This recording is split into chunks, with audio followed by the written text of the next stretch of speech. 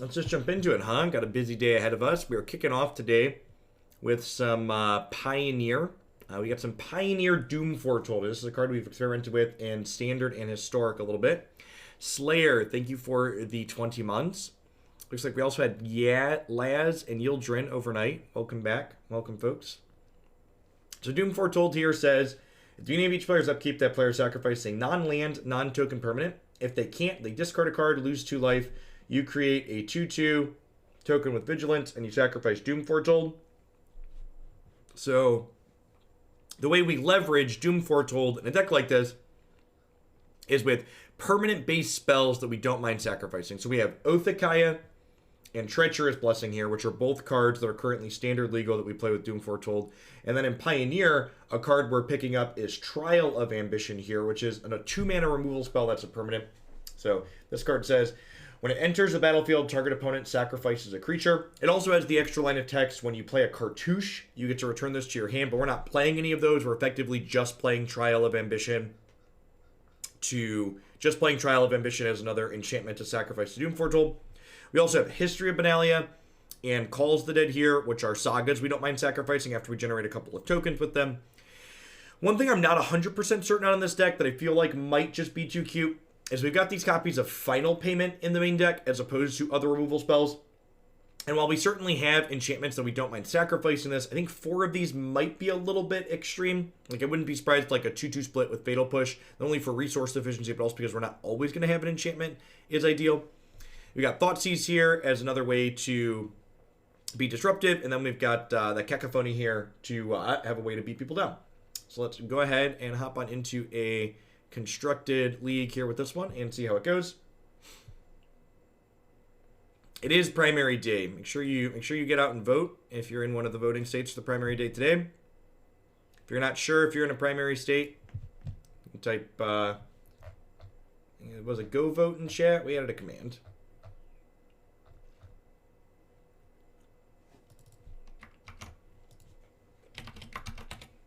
Has the list. Had matter. Thanks for the 10 months. I appreciate that. Welcome back. As you can see from the little overlay on screen, we're doing another raid sponsored segment at the end of this day. If you didn't install that last time we played and you hadn't installed it before, really easy way to support the content is to install the game on mobile or PC using my link there. If you click it, it'll automatically take you to your app store. If you're watching this on YouTube in the future, that link's going to be good all week to support my stuff, so I'll have it in the YouTube video descriptions as well. If you haven't played Raid before, I play it a ton off stream. There's a bunch of us that talk about it in chat. It's like a team building RPG style game that's turn based. I'm an old man that doesn't do reflex based games really anymore. The only reflex based games I play these days are like Lego games with Declan on the Switch.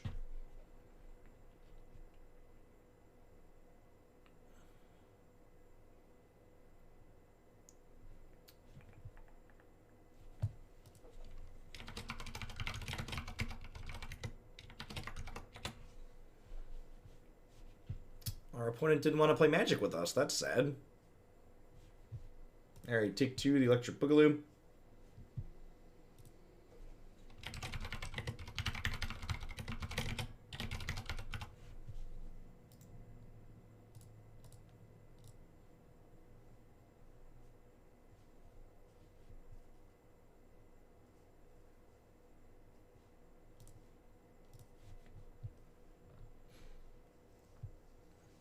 Would you consider Tetris to be a reflex game? It is, right? Like anything time-based. So like non-reflex games are like Magic has a timer to a degree, but it's very turn-based. One of the things that's neat about Raid is like even their PvP is like more similar to like tower defense style setups. Like you set a defense, but you don't like actually control your defense when your opponent's attacking it. So like even the PvP doesn't have to be real time, which is great when you have kids because like, you know, you can set it down and walk away from it and come back to it whenever you can. This could run Demonic Pact. That's a thought. I feel like that's probably too clunky. Although we do have 8 ways to leverage it. Yeah, Pact could be interesting.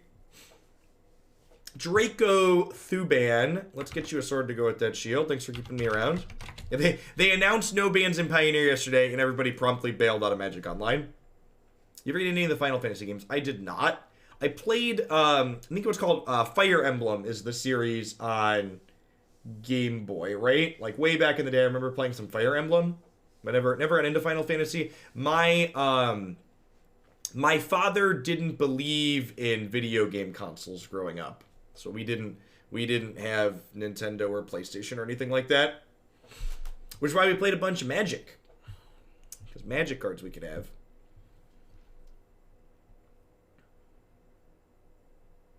Hey, Fun Cat. It's good to have you here in chat. If my live times don't always line up for you too, and you want to pick my brain when I'm off stream, you should pop it into the subscriber Discord as well. I'm usually answering tags in there at all odd hours of the day.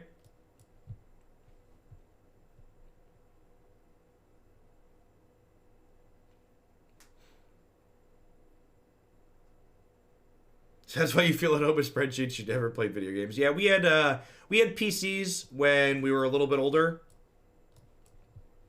We built our own computers growing up. But that wasn't until we were like 14, 15, 16 when we had money to buy computer parts from jobs. Lots of lawns mowed and dollars saved to buy computer parts. I think I'm just bottoming the final payment here. If I knew they were an aggressive deck, I'd probably keep final payment, but we don't know what they're playing, so I think it's right to just do that. I think because I don't have a 2-drop here, I'm actually just going to Shambling Vent tapped on 1 and pass. I get a little bit punished if they have turn 1 Thoughtseize, but I think on average this is correct. Growing grass funded many Magic cards, yep. Closing it in 2 years. How do you feel about R&D's explanation about Pioneer South? I think, as with most of the things that R&D does, their opinions and the statements that they gave on Pioneer's current state run counter to what they've done with Modern, especially with regards to banning Splinter Twin, I pointed out. I think once again, from a philosophical standpoint, I disagree with R&D and their perspective of that. If a deck isn't winning, 80% of its matches or 70% or whatever the arbitrary line is of this deck wins too much should be the only reason to ban it. And I really disagree with that. I think there's more reasons than just this deck's performing well to ban something. All right, I think I just take the Steel Overseer here. It could be right. Actually, I think I'm going to take the Ghostfire Blade because I can kill the Steel Overseer, right? Oh, you submitted the Jeskai Planeswalkers, yep.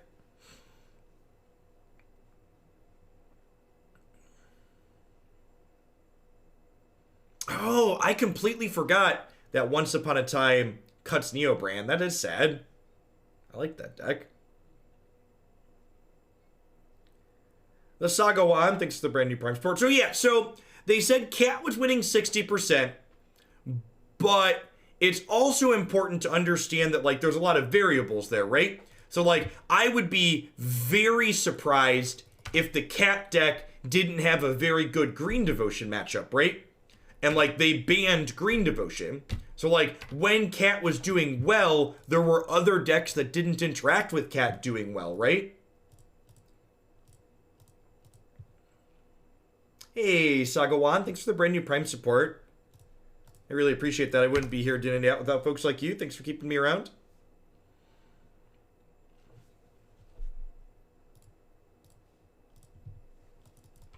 That's really good.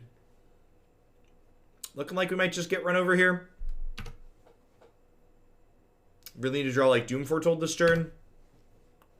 Another Treacherous Blessing. Not what our hero is looking for, chat.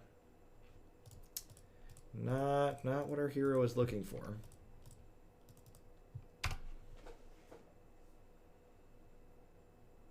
It wasn't bad for Devotion because of Ballista. Okay.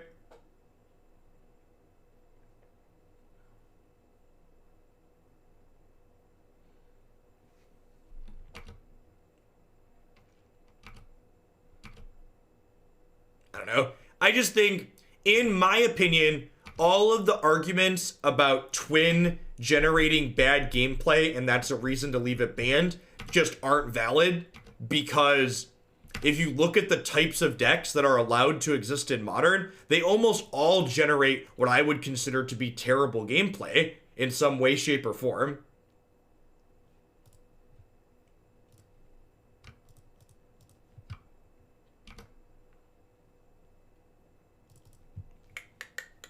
Oh, you know what? I should have played this before I played the land, so I could have played a land like this tapped. It doesn't matter though, right? We're just dead. There's too many cards that don't impact the board. Yeah, Thursday. Thursday, there is not only an unban, but there is a... there's the new cards being added. So normally they unban things faster, but they wanted to unsuspend field alongside also... wanted to unsuspend it alongside the addition of new cards.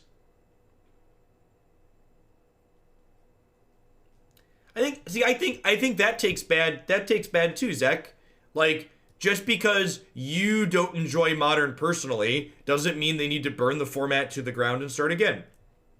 There are plenty of people who really like Modern for what it is right now, and there's no reason that you need to burn it to the ground and start again.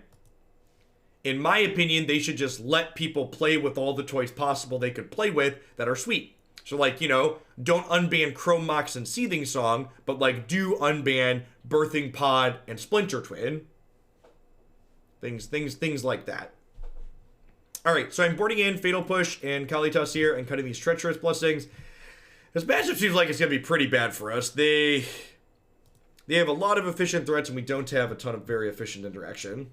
Yeah, I think there's plenty of people that really like Modern where it's at right now.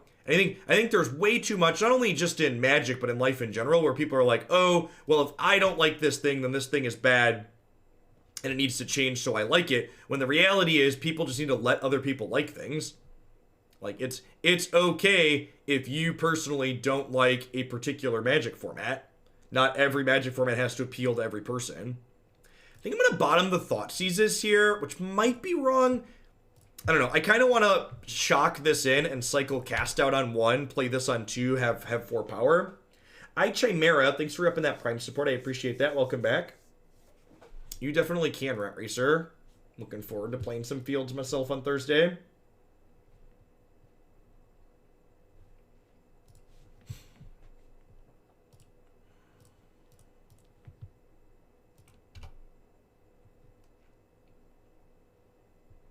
Hey, Sunshine, thanks for the 15 months. It's a long time. I appreciate you keeping me around. All right, I'm just going to Trial of Ambitions here, huh? Just get this out of the way. It's always going to take their worst creature. Might as well be Gingerbrute now. Maybe I'm supposed to Cacophony there because if they play like the enchantment on there, I'd get value. And maybe I'm supposed to give them an opportunity to suit that up.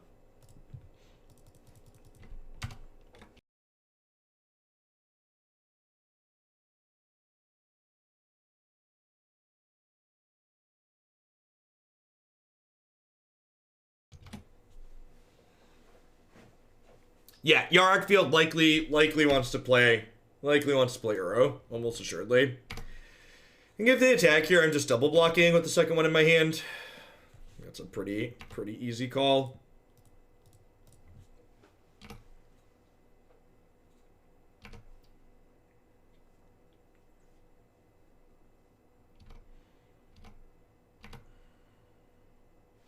It's a good draw.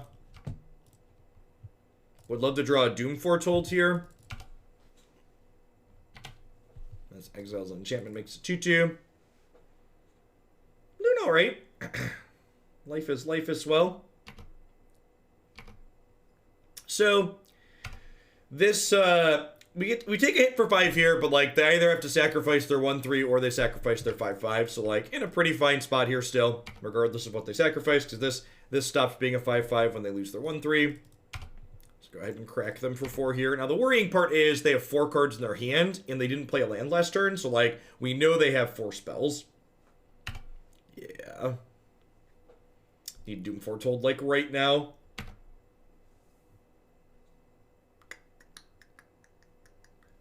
Alright, that'll do, Pig.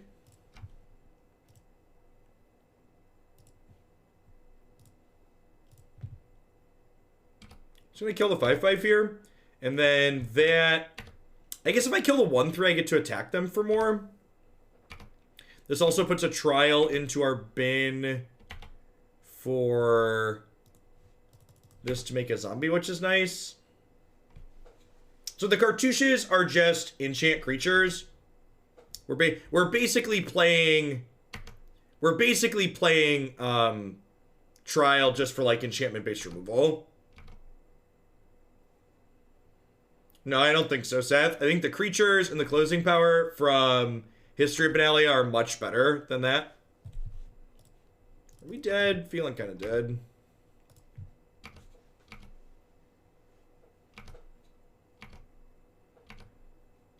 Yeah, and this kind of highlights the issue with the mid-range deck like what we're playing here. We don't have a ton of sources of actual card advantage, and I had to trim some of our sources of actual card advantage against an aggressive deck like this. You'll notice I trimmed the what's it called? The draw 3s because they're just too clunky here. Oh, you know what? I was probably supposed to fire up Shambling Vent and triple block here, huh?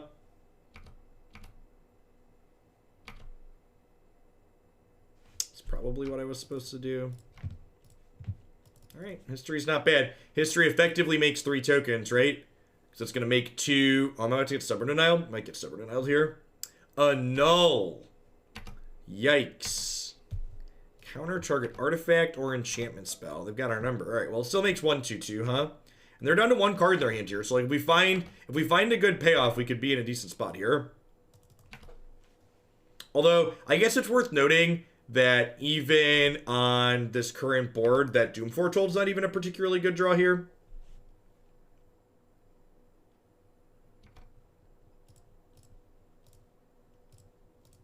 I'm going to gamble a little bit here. Eat their 1/3. Am I dead? We're dead to Shrapnel Blast regardless, so... I guess it's not strictly regardless, because I could chump and then block there. No, I just don't have any gas coming up. Morning digits.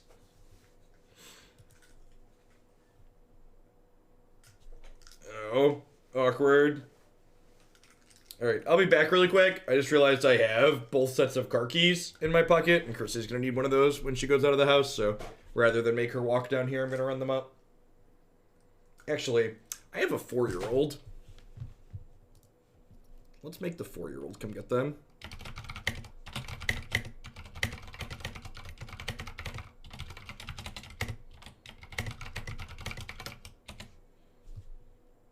Children chat. Sending children on missions is great. What good are the dwarves if they don't do now you're thinking with children. Yep. The biggest upgrade is when you can send them like, go here, fetch this is a solid upgrade. Hey, Gold Dead Ringer, let's get you a sword to go with that shield. Thanks for keeping me around. I appreciate that. Hope you're having a good one wherever you are. Want my job as a child back, it pays well. You just became an NPC quest giver, essentially. Yeah. Alright, we're going to keep this, and we're going to bottom a Doom Foretold, I think, because I don't really have permanence to support 2 of them.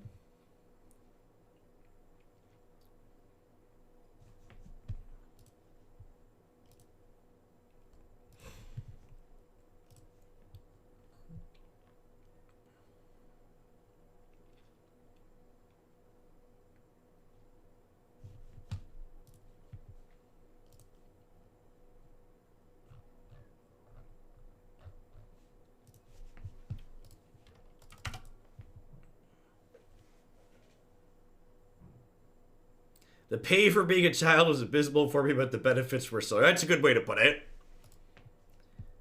It's a good way to put it. Hey, that's a good one. Especially against Tournament Hallowed Fountain. Hallowed Fountain's likely a control deck. Get to stick a draw 3 on 3 would be great.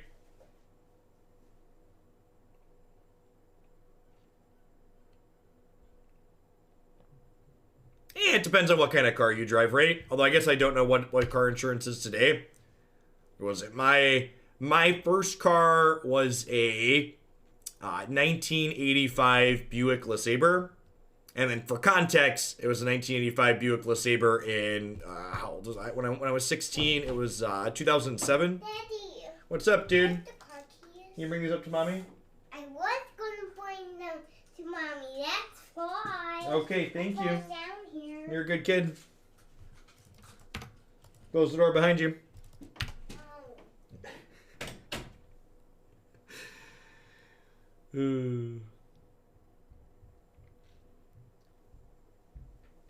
Your teenage son on a 2016 Kia and 2018 Ford Escape costs $280 a month. Yeah. See, and those are new cars though, right?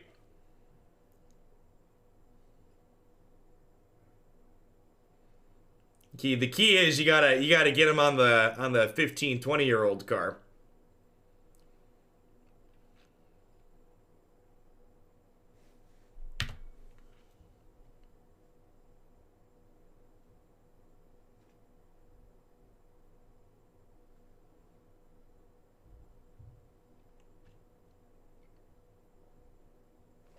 Well, oh, I just get to Doom Foretold her, right? I'll say she's annoying against my Treacherous Blessing, but I have another Doom Foretold. It's not a big deal.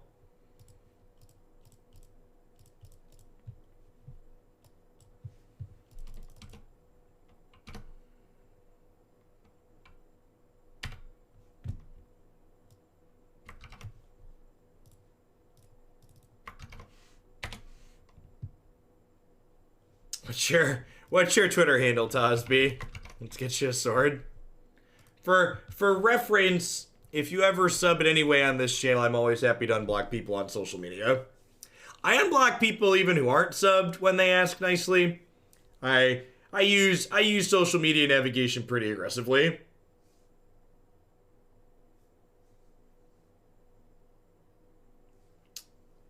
I mean, you don't pay for public schools in the United States, no. But like $280 for a car insurance is a lot. Like that's the price just to insure their teenager to drive the car, so they're covered if an accident happened.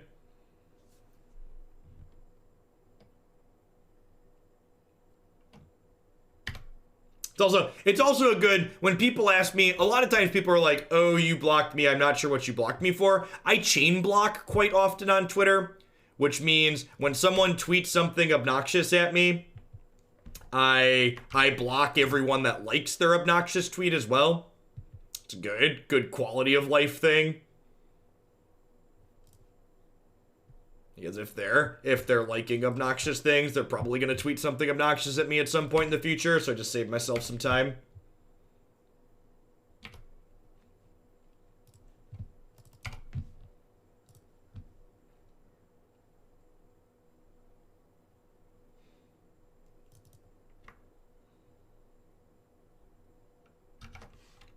You can always find my favorites on my website here.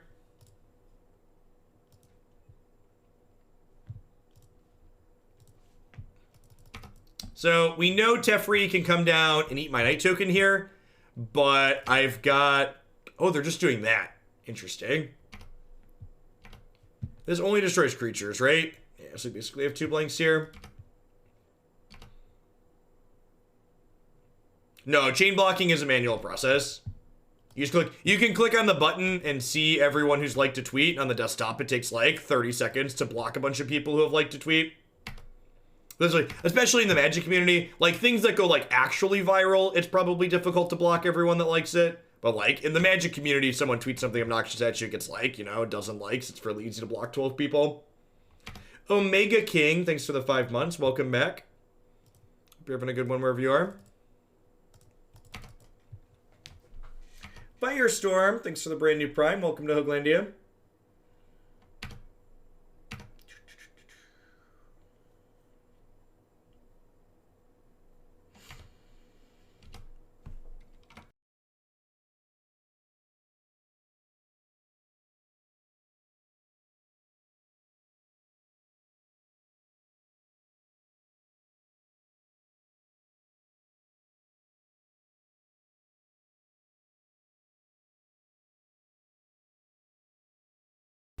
The number of confirmed cases for COVID-19 is going to increase astronomically in areas where they've had singular confirmed cases.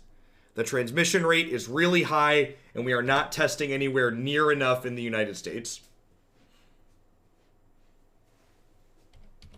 Part of the reason why they're not testing enough is because Donald Trump wants to keep the numbers low because he thinks keeping the numbers low is good for his economy.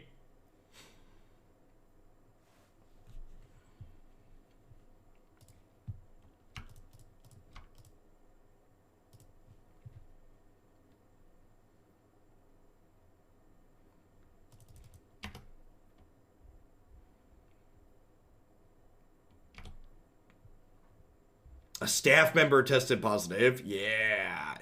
Okay, so we're sending 2 things at Teferi here because they can make a token to block. We'll send one at their face.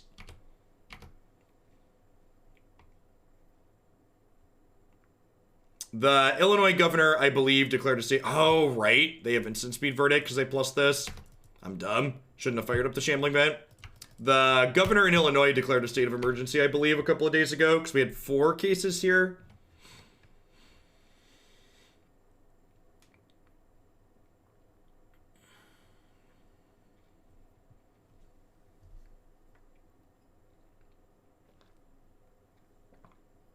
Yes, yeah, he's trying, obviously, his trying to save his economy is not working.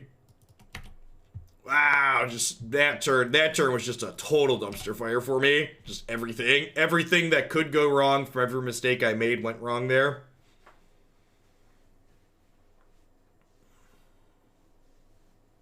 Got stone raid by the Supreme Verdict because I'm an idiot.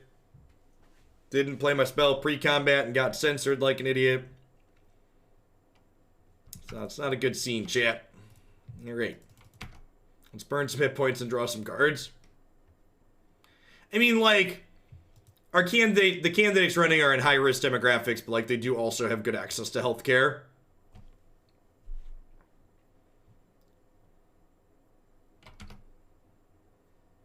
It is kind of wild to me that all the same political rallies are still going on, though. Pretty sure we just YOLO the Doom Foretold here.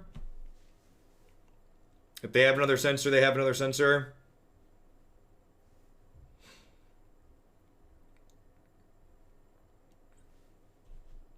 We got committed there. Put target spell or non-land permanent second in its owner's library from the top.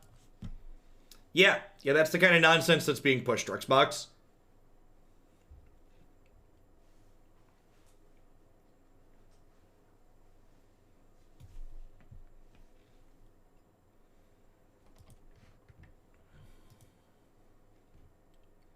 And now, Field of Rune's actually a pretty decent draw for them because they're going to get to... Are they not fielding me? Oh, they're going to memory. I mean, my hand sucks, so deal.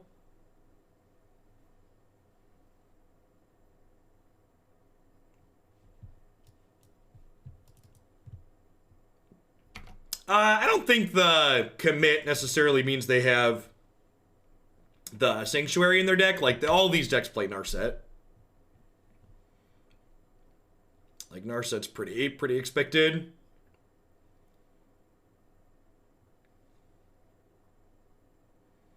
Yeah, six mana, shuffle, hands and graveyards back into decks, and then do the thing.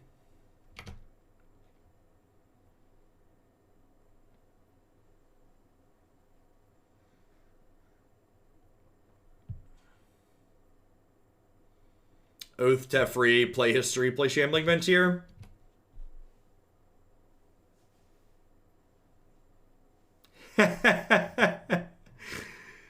Of course, Mono Bluebird. Sounds great.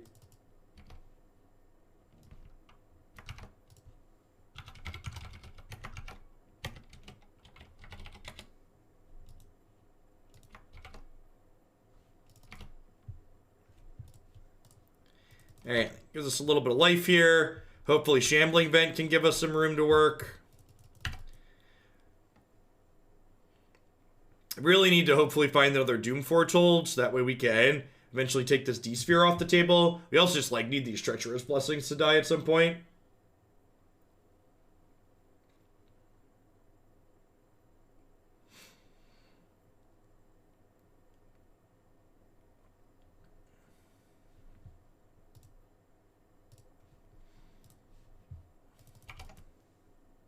Hey, Kyle. Thanks for the 1.5 years. Just voted for Bernie and MO. And I also got top 8 of regionals with Amulet. Nice.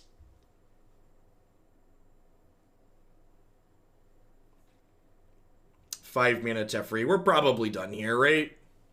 Feels like we're done here.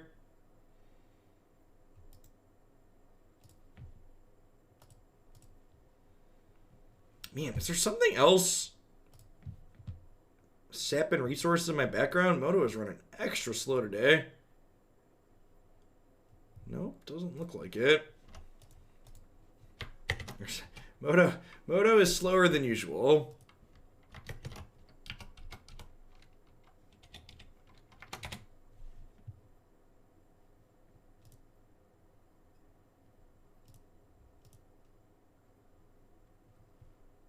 No. Yeah, just Moto things, huh? Hey, thanks to whoever just used the raid link. I appreciate you. Other viewers expressed interest in watching you play Pauper. We did a little bit of Pauper at one point, and the numbers on it weren't particularly great. Like I mentioned, I'm willing to entertain the idea of taking Pauper and Vintage in addition to Modern and Legacy again. So if people submit those decks, I will definitely take them and we'll kick the tires on them and reevaluate. I do think reevaluating with some consistency is good. Actually, I'm going to leave the Othakayas in. We'll board in 1 Lost Legacy, but this effect's not super great in this matchup. Mostly just want to cut these final payments that don't really have text.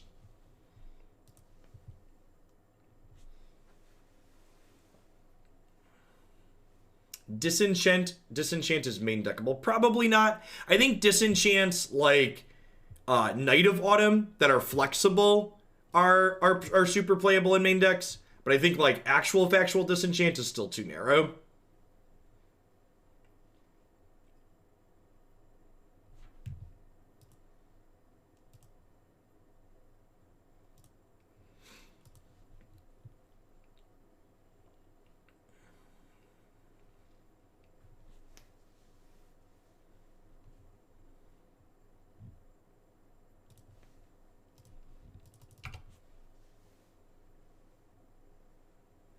I also played bad decks in Pauper. I mean, that's not true.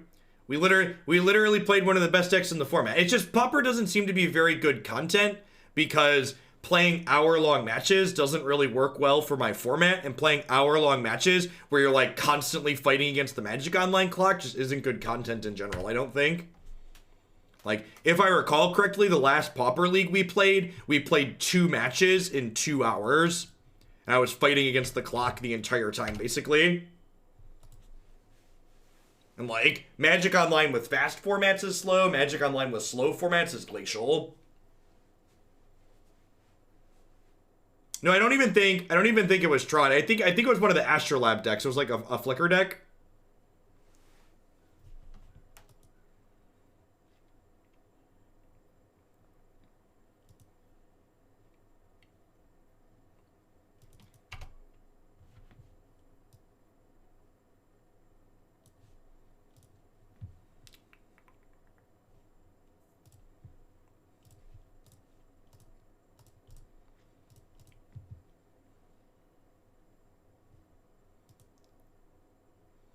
I believe that matchup's just very hard for Temur Adventurers. I name Hero of Dominaria, I think. Just take their 5-mana Planeswalker away. It could be right to just name Dream Trawler as well if they have that card, but there's no guarantee they have that card. They just have one. They have two trawlers. They actually have a lot of. To my opponent's credit, they have a lot of win conditions, huh? Take a picture so this lasts longer.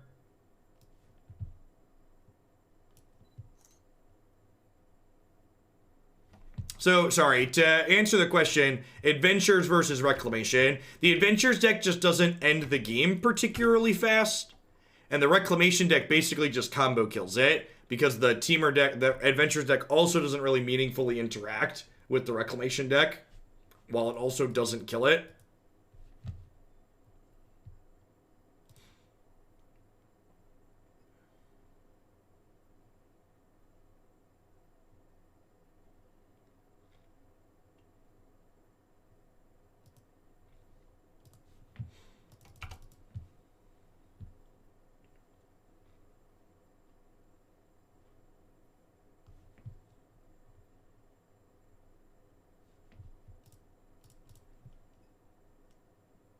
You want me to spin to win some raid shards? I think I have some blue ones.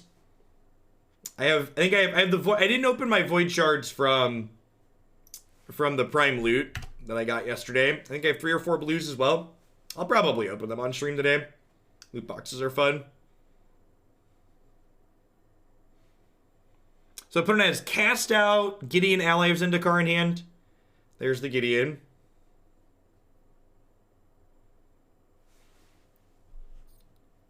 Okay, so there's a cast out of my own, but that's not really super useful, right? I think the plan here is just like fire up Shambling Vent and like crack into the Gideon.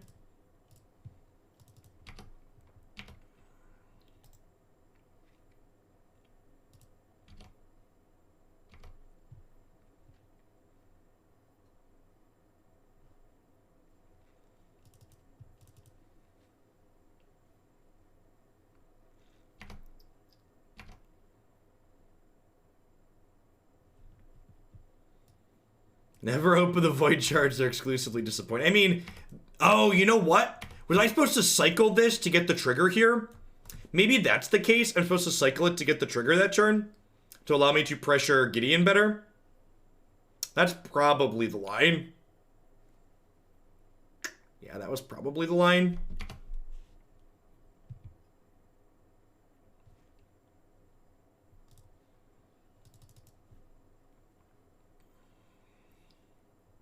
Yeah, probably Vernash.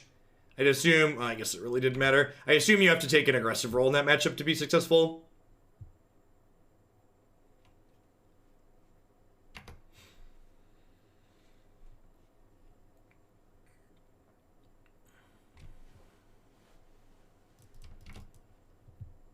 They're going to plus the sun here.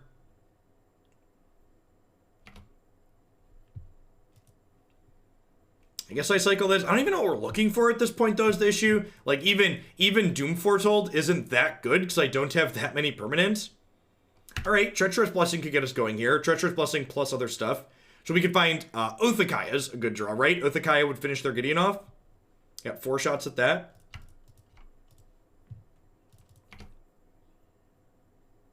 Perfect. Oh, we're halfway there. Oh, living on a prayer. Take my hand. We'll make it, I swear. Oh, do do do do do, boo do do do do. Opponent's got cast out and then 4 cards we don't know at this point.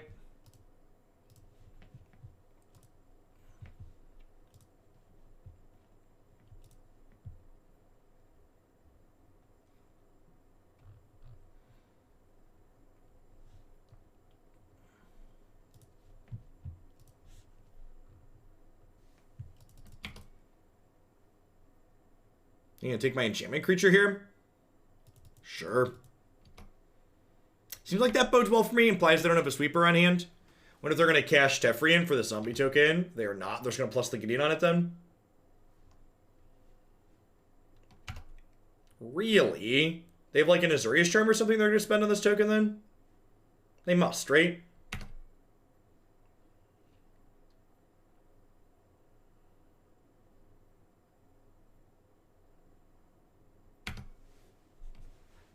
We've got huge tracts of land.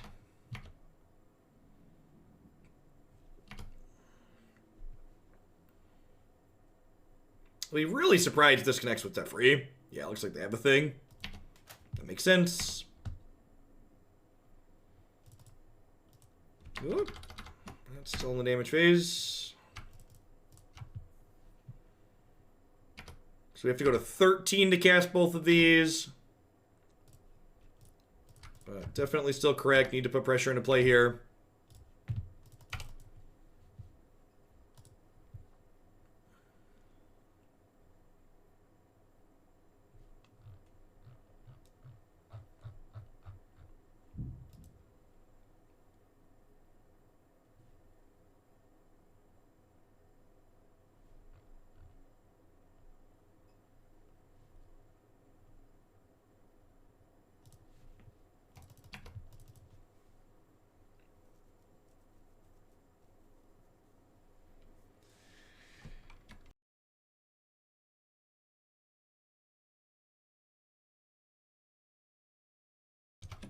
We'll see if they pressure us with the Gideon again here, or if they just bubble on one of our creatures.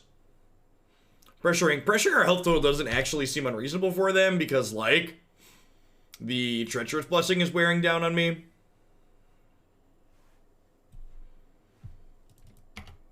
Oh, I left the Trials of Ambition in. I kept felt like I was missing something during sideboarding. I was like, I cut these. This doesn't have flash either, so like it can't, even if it had flash, it wouldn't matter, right? I don't really have other better things to bring in. I guess I could have brought in Kalitas or other Lost Legacies, but those wouldn't be particularly useful here either. And like, because Treacherous Blessing sitting in play, and I've just like drawn so many lands, I can't even reasonably activate this castle. Like paying 4 life for a card is just too much. Like, also passing without using my mana here is pretty bad though too. Yeah, so, some of them for a Trawler are good, that's fair.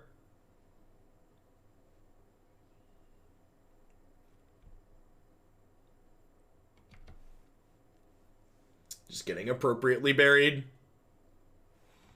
And I feel like this kind of highlights the issue with, like, this kind of cute value mid-range deck like what we're playing. This deck has a lot of the hallmark issues that you see with a lot of different things in just, not even in Pioneer, but in Magic in general right now.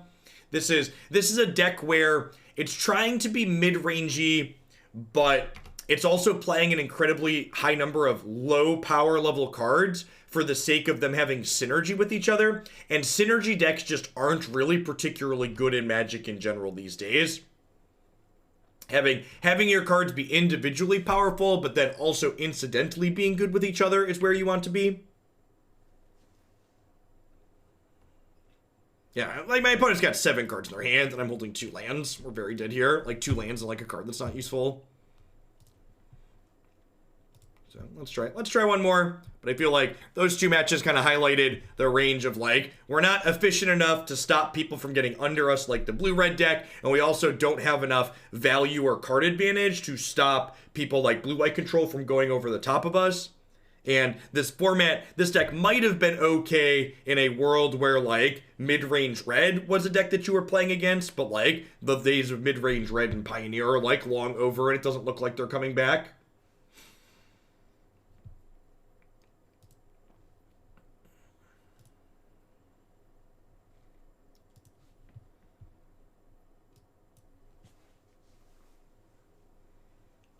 Yeah, I mean, I don't even know if that's fair, Crockett. Like, I think if you took this deck and dropped it into the current standard format, I don't think it'd be very competitive in standard either. So, honestly, just, like, thinking about, like, what the power level of standard decks is right now and what they're doing, how they're achieving that power level.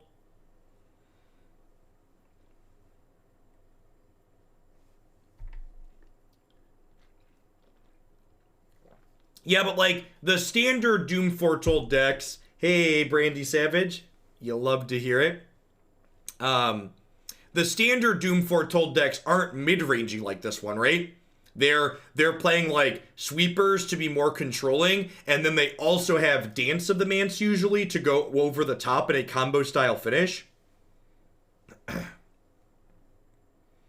So I think even the builds in standard that are a little bit on the, like, they pick an end of the spectrum to focus on a little bit better than this one does. Like, being stuck in the middle isn't a very good spot to be in Magic.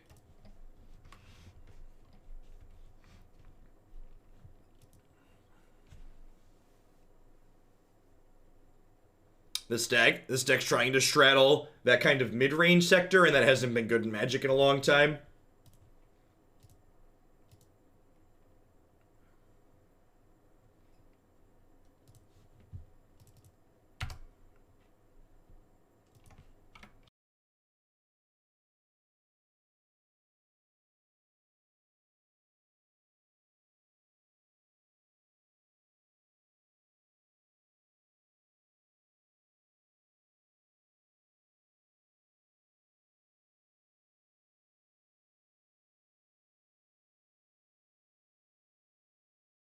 Okay, looks like we're playing an enchantment mirror of sorts.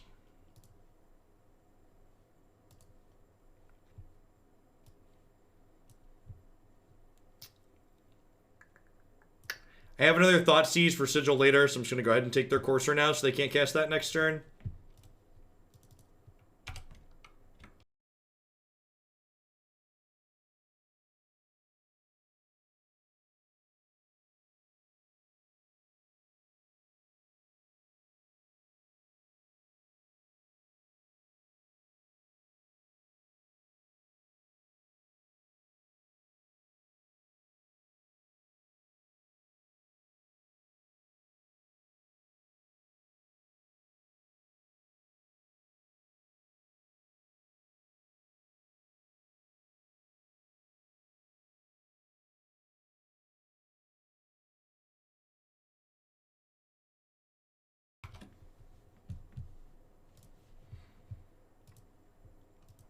Yeah, if Final Payment had the upside of, like, killing enchantments or something as well, it could potentially be very reasonable, but it just doesn't.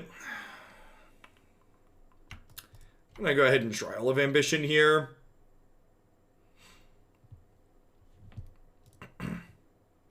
You are at 99 plus Arcane. Welcome to the 99 plus club.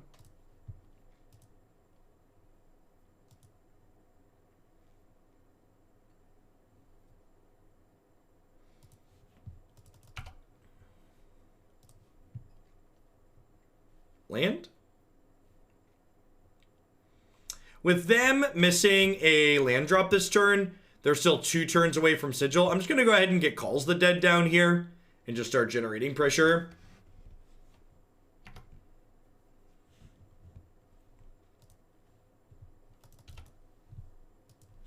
So, Calls the Dead, flips 3 cards into our bin, then we exile a creature or enchantment to get a zombie. We do that twice, and then we gain some life and scry a little bit.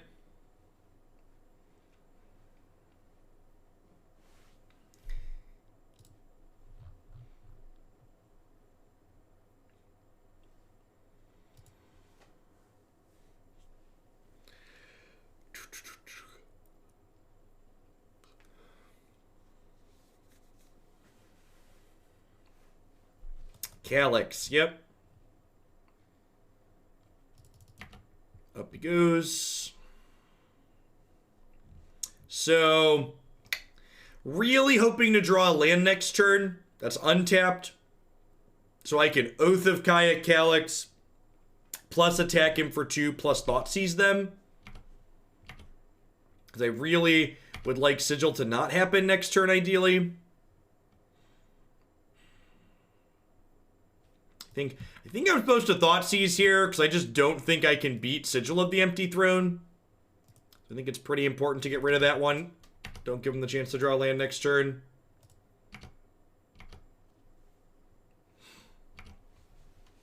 Harvard is moving to online classes, so that means I'll be able to get more work from home time. Been a while since I caught you live. How's things? Hey, Brecken.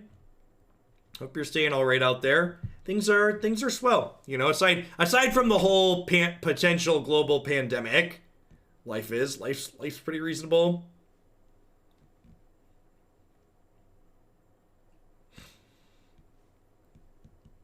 You love to see it, I'm a Yeti. I'm excited for Bernie to prove all their garbage polls wrong again like he did in 2016 with Michigan. Hey, thanks to whoever used the raid link. I appreciate you.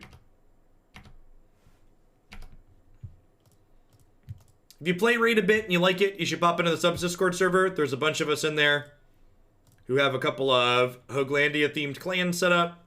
We play a bunch, myself included. I think I'm supposed to hold on to the cast out. Alright, definitely bottoming the Oath of Kaya. I think I'm holding on to the Treacherous Blessing, honestly.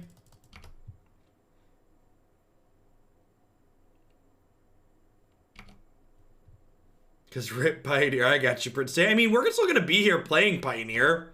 We just have to narrow the selection of decks that we're willing to play a little bit, I think. Alright, I think I am just playing Trial of Ambition out here to just, like, have a permanent in play, so that way, like, when I eventually draw Doom Foretold, it happens.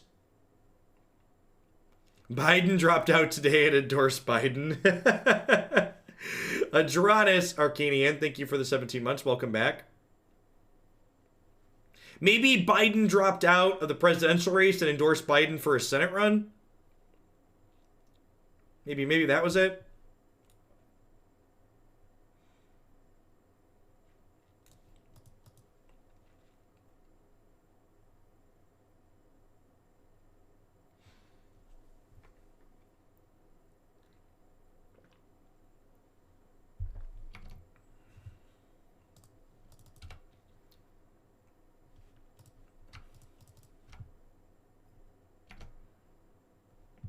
Okay, well, we've got some lands at least.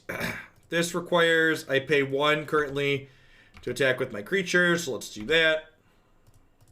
So Sphere of Safety says we have to pay X, where X is equal to the number of enchantments they control. So as they play more enchantments, this is going to become harder and harder to pay for.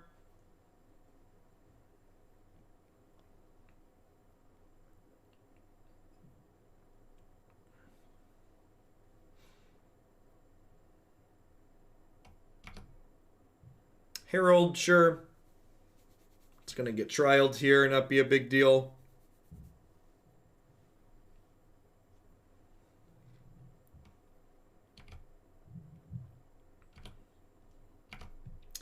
I agree, Navier. Thanks for the 15-month step plans. Also the more haves a billionaire, buddy. Thanks for redistributing the wealth.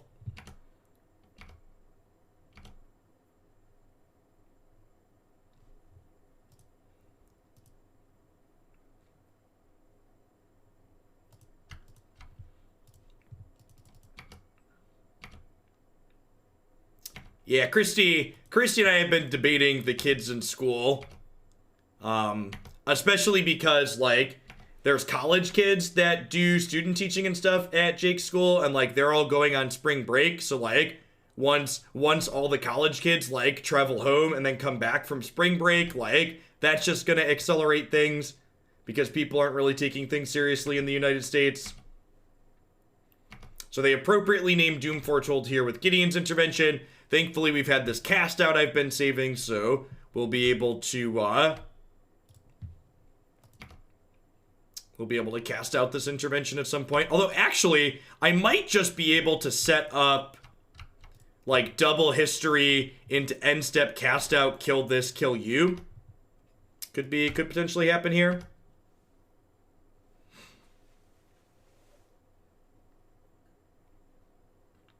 You want to start with the wizard. The wizard's the best starter in Raid.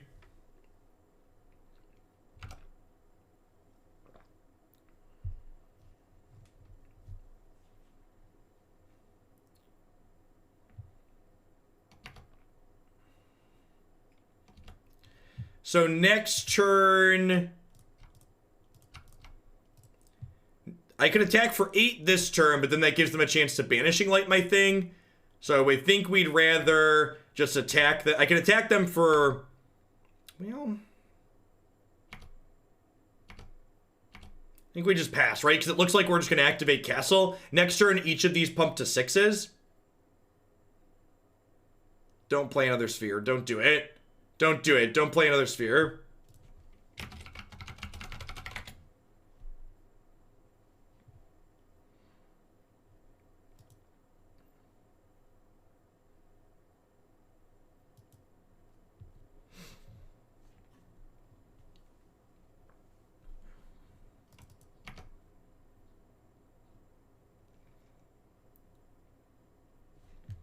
Okay, good chance they're dead here. So, end step cast out. Get to take their sphere of safety away. Knights are attacking for 24 on their own, plus I have 4 from zombies and then Shambling Vent here.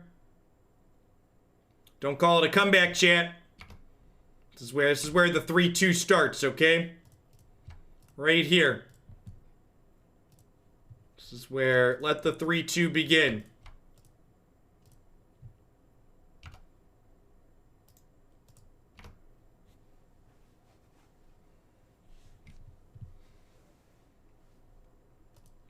You work at a university and kids came back from spring break yesterday. The administration spent it all in-person classes. Yeah, I mean, like, it's still like the fact that all those kids traveled though, like you suspend classes, but like those kids can't just stay in their dorm rooms, right? So like they still traveled a bunch and are like gonna be out and about in whatever town they live in, right? Kambal sounds great because he can sit there and deal damage to the opponent through their copies of Sphere of Safety. I think Final Payment comes out here. I've got Trial and I've got Othakaya as ways to kill their creature.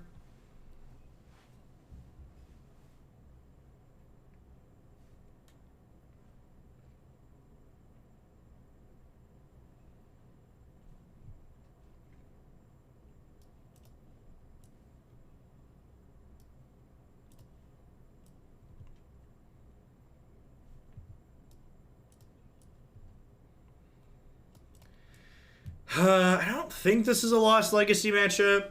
I think I'm just bringing in the Campbells and the Gideon and cutting 3 Final Payments. Clicking submit. Maybe I'm supposed to actually, you know what? Let's bring in the Lost Legacies, huh? Just name their Sphere of Safety. If we take Sphere of Safety out, we can probably win most of the games. How's this been? Kind of medium. We got run over by an aggro deck. We got thoroughly gone over the top of by a control deck. We're playing against another kind of clunky mid-range prison deck right now, and we were able to beat them thanks to History of Benalia.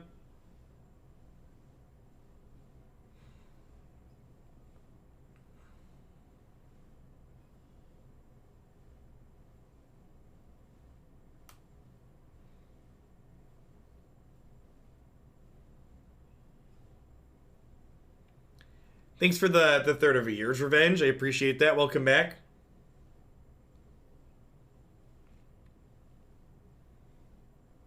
The important thing to remember with Arena 2 is you don't have to have actual everything, right? If I wasn't playing lots of decks from people on stream, I probably wouldn't bother with a full account.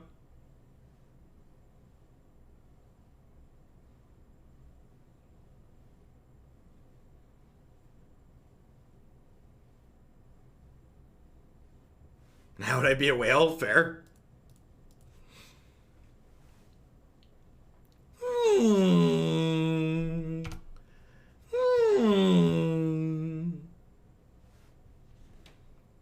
I wail professionally here on stream. Don't try this at home.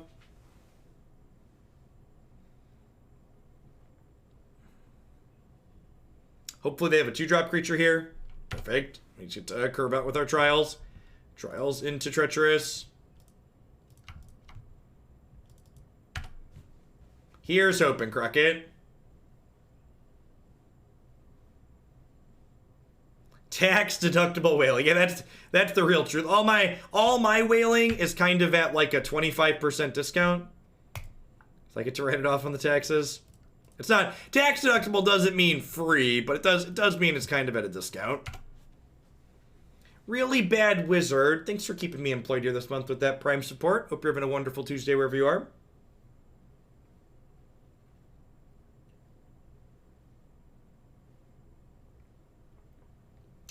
I think $50 a set is a little bit off point.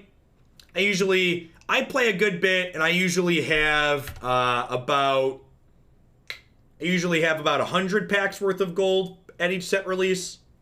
And like even then 200 packs doesn't get you full playsets of Mythics. So they named Doom Foretold with this. Makes sense. Probably going to cast that one out since we drew Doom Foretold.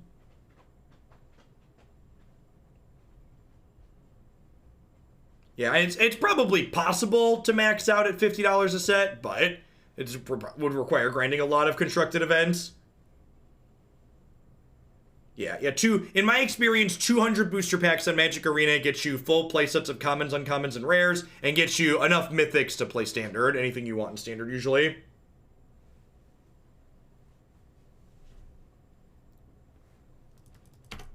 Mr. Zowit, thank you for the 7 months of support. I appreciate that. Welcome back. Just going to go ahead and pass back here. So Gideon's Intervention here, for those not familiar, They get to name a card. Your opponent can't cast spells with the chosen name, and it prevents all damage to them from cards with that name. So I can't cast Doom Foretold while this intervention's in play. So I am, however, going to go ahead and end step this cast out. And then we'll untap and Doom Foretold them and start chewing through their stuff. Yeah, it's $1 per pack on Arena, assuming you're buying the largest amount of gems at a time.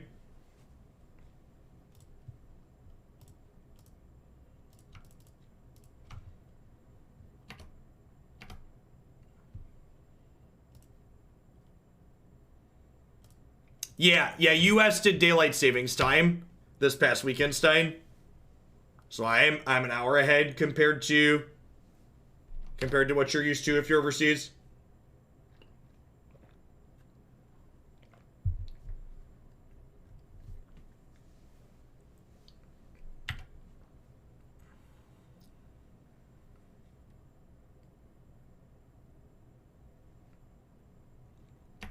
We've got plenty of things we don't mind sacrificing here. Opponent looks to be pretty dead.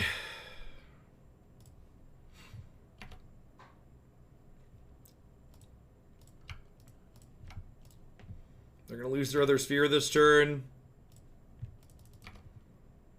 We'll attack them for 2, make a zombie. They made it harder. Well, I mean, I never draft, so like... My experience talking about what it's like getting cards that never has anything to do with limited.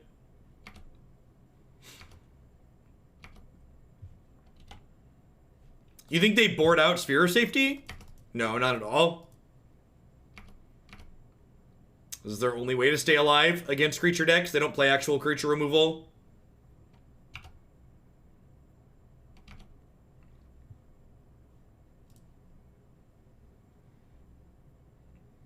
I mean, getting magic cards in general is easy if you're above average. Actually, let's just fire up some Shambling Vents here. Maybe I should have played an untapped land. Fired up the other one. Let's close this game out.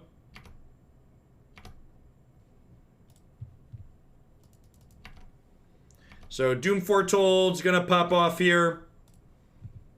They'll lose 2, discard a card, we'll draw a card, gain 2. Even if they have a sweeper in their deck that they're drawing 2, we've got plenty of Shambling Vents in play. Sure. Alright, so we're done here.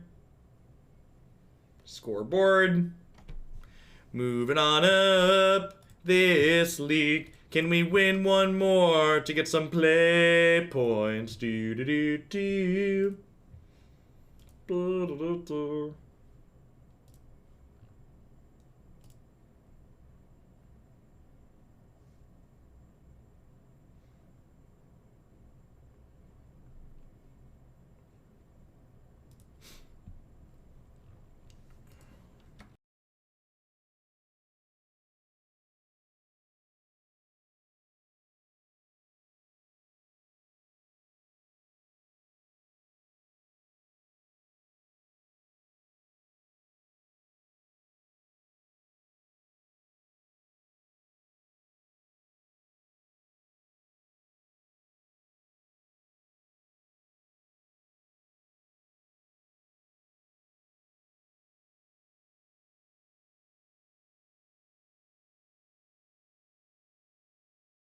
Hey, Scooter.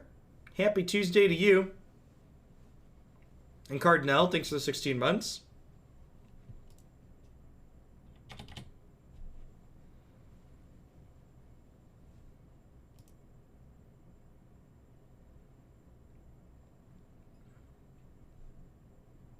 Yeah, it's very silly that they don't always have the sub-gift box up.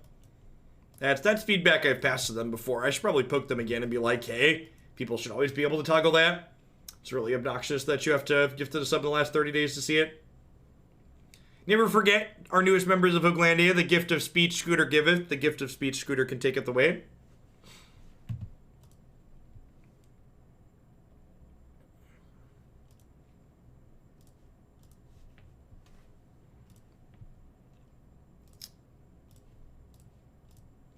Thoughtseize on one here in the dark, I think. Alright, Heliod combo, eh? I think I gotta just take their combo piece. Yeah. Yeah, you can find a list of the upcoming cards in the Historic Anthology that comes out Thursday here.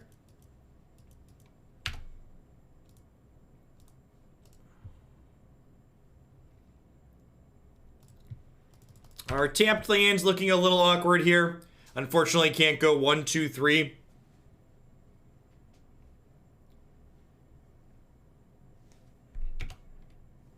Hopefully they don't have another play to add to the board this turn, so we get a little bit of breathing room since we didn't have a play on 2.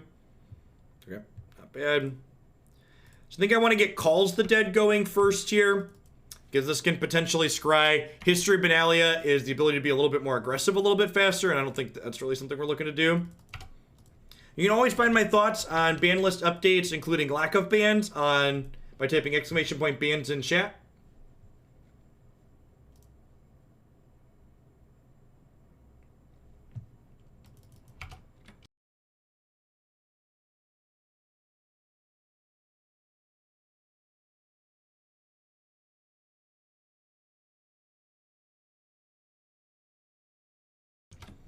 Missing a land drop there feels bad, but it is what it is. I think we want to get history going. I don't have that many enchantments in my bin at the moment. This is bubbled on damage, so I'm not going to do anything with that just yet. What I'm most interested in Historic Anthologies 2, Field of the Dead. Field of the Dead is the card I'm most looking forward to playing with.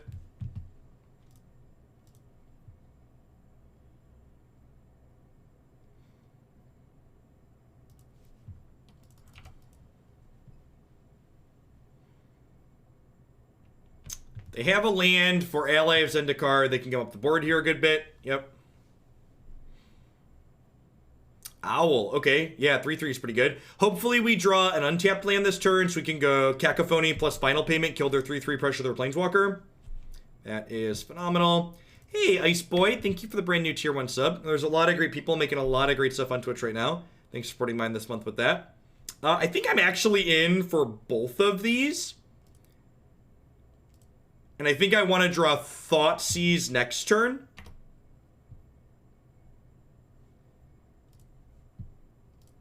So this way, this turn I get to go Final Payment. I think I'm just paying 5 here because I want the history to pop off next turn.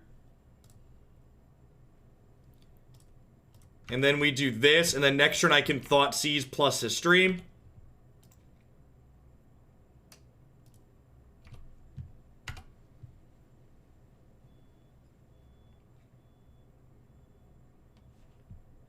Oh, can you Final Payment with the ability on the stack? Yeah, I think you're right, we can. Yeah, I think you're right. I could have saved myself 5 life by doing that. This is the part where they just have a Heliod in play and I can never win.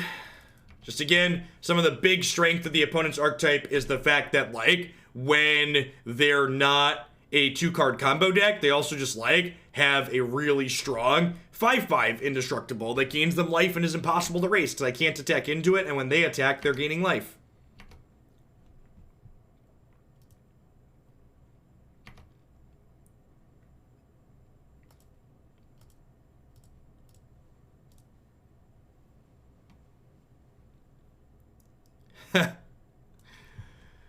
Oh, magic. So, like, and again, here, I have to take Walking Ballista, but then I die to these, right?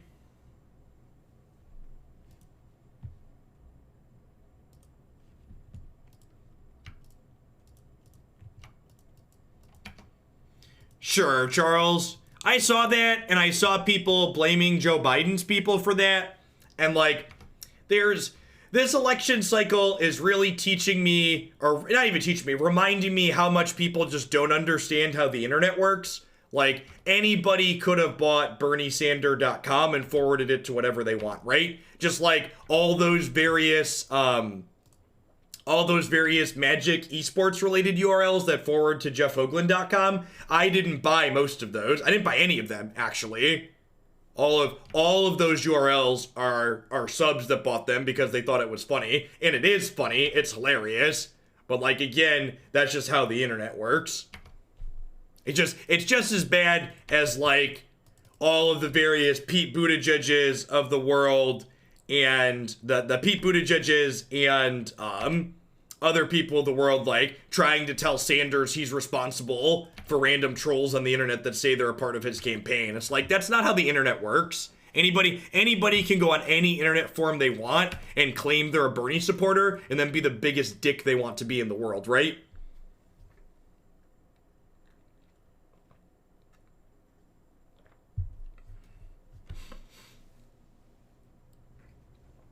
With no bans and mid-ranging being harder to play, thoughts on adding Knights, the Ebon, Legion, and to what? To this deck? I don't think this deck's very good, and I don't think I'd work on it more Awakened. I think the average card quality is low, and its interaction isn't quite good enough to keep up with what's going on in this format, based on what we've seen so far. Yeah, am I supposed to just smash the Gideon here? If I smash the Gideon, it dies, and then the Heliod goes down, so maybe we have a shot. And then, like, maybe this popping off next turn is good enough. Because this turns off Heliod. Maybe this Treacherous Blessing can pull us through.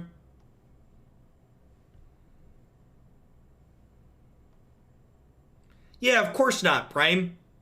The media narrative that Bernie supporters are rude is a lie, just like most of the narratives you hear about Bernie.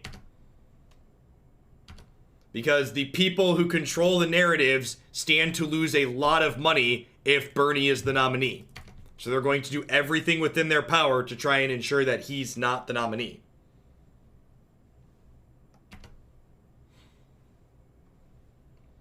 Wild Dozer, thanks for the 2/3 of a year. I appreciate that. Welcome back.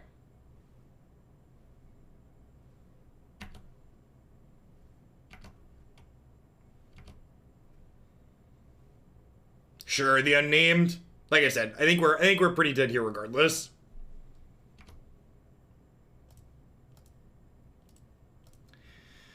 Trade my 2/2 for their 2/3 since they're offering. Yeah, moderate Democrats don't win general elections.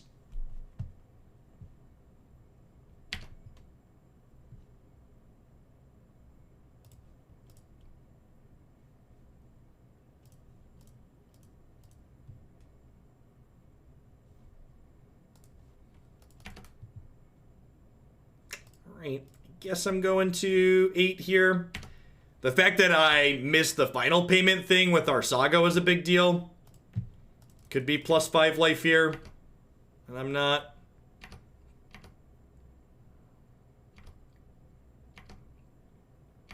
I mean, Obama didn't run as a moderate though. Obama ended up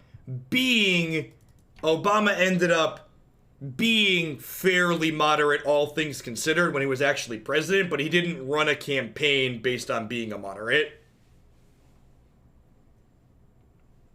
Historically speaking, Democratic candidates who run from a position of they're a moderate don't tend to do well in general elections, historically speaking.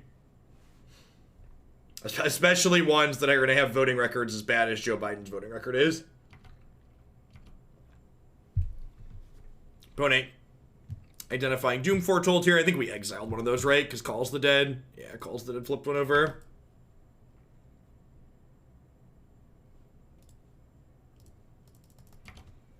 Yes, both Obama and Trump ran on platforms that they needed to change the status quo.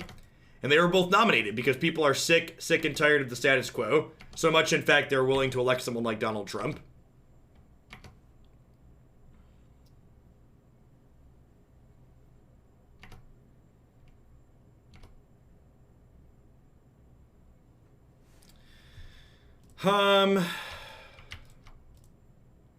This attack seems kind of loose, huh?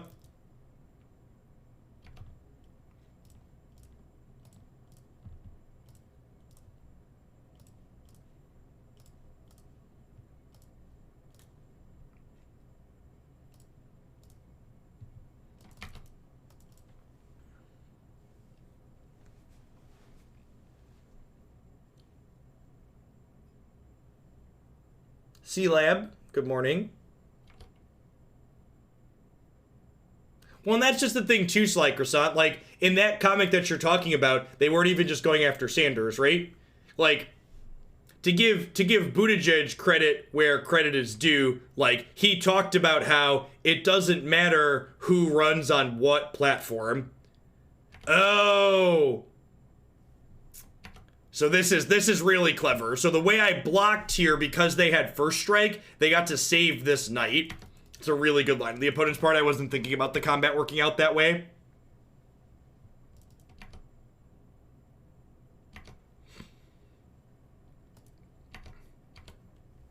I was trying to not have my zombie die, but I would have played around what they just did there. Wasn't thinking about that sequence with the first strike. What's Super Tuesday? Super Tuesday is what they refer to last Tuesday as. It's the day when a good chunk of states vote in the Democratic primary, or primaries in general. Republican primaries held on the same day if they're having one.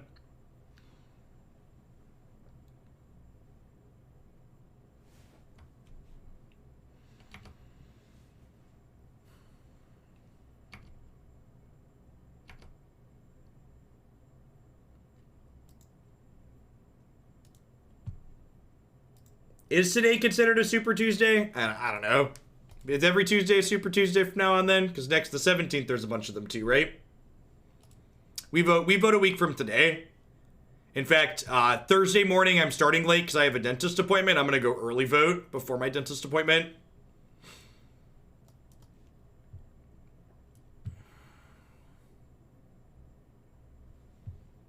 So I'm going to trim a couple of Treacherous Blessings here and bring in a couple of Fatal Pushes. Again, just doesn't really feel like this deck has enough cheap interaction in these matchups.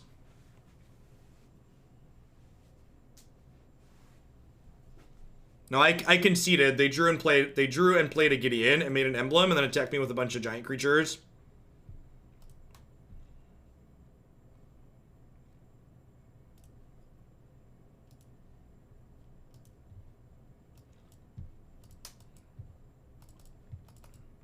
At one point, I was planning on voting for Warren, but honestly, at this point, Warren is a big part of the reason why this entire election cycle has really left me pretty jaded, if I'm being completely honest. The fact that she hasn't endorsed the only progressive still running, really, in my opinion, talks a lot about her character and what she actually believes in and was fighting for.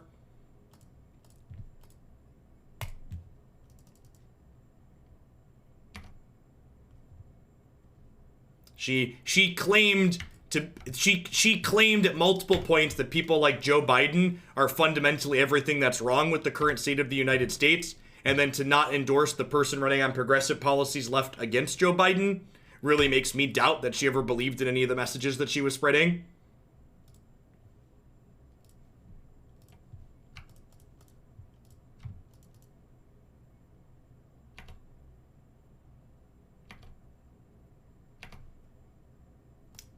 Warren was the first political campaign I ever donated to in my life.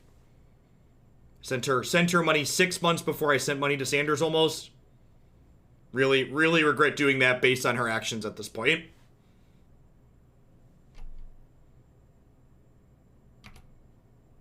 I have no idea. I don't care if she has beef with him or not. It shouldn't matter what she feels personally about Bernie if he represents and is going to fight for the things she thinks should be fought for.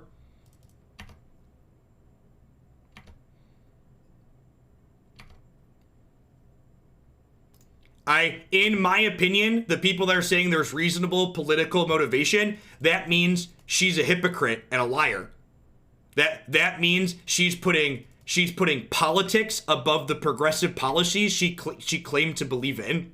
We have enough people that are going to put politics above the policies that are important to actual people.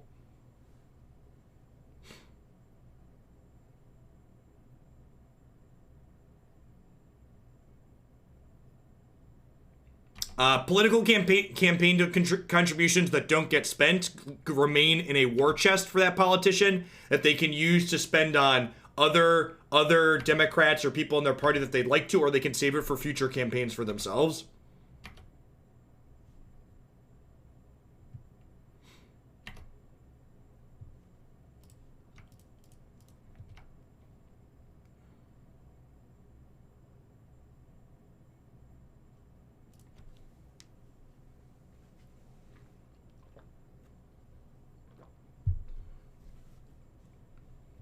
All right, well, the opponent had a really slow start that game. We were able to just run them down in the play. History of Benalia just reminding us what heavy lifting it can do in a given game of Magic. I think I'm happy with what we have here. Let's just click submit. Actually, I'm going to board in my own Gideon over a Treacherous Blessing. Just like lean into the history, run them down plan, hopefully.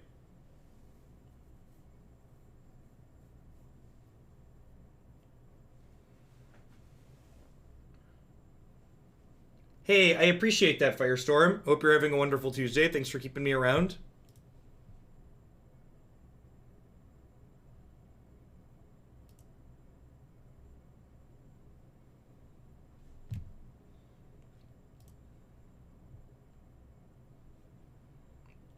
This is fine. How greedy is it to just bottom a land tier? Because, like, I can cycle cast out and then play this and have a bunch of power. I think I'm going to bottom a swamp. I'm on the draw. I'm going to bottom a swamp on the draw, I think.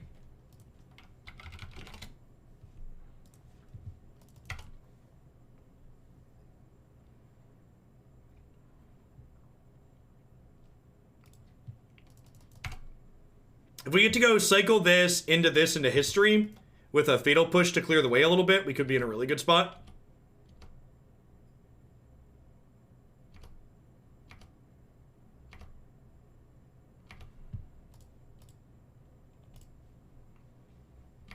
Perfect.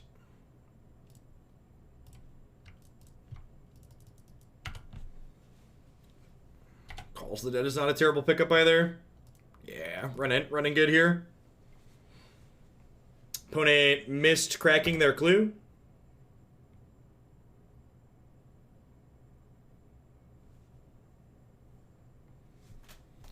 So definitely playing a land. What do I want to do here? We're definitely attacking them. Am I supposed to? I think I'm... God, Thoughtseizing here seems so bad. Like, it's just so mana inefficient.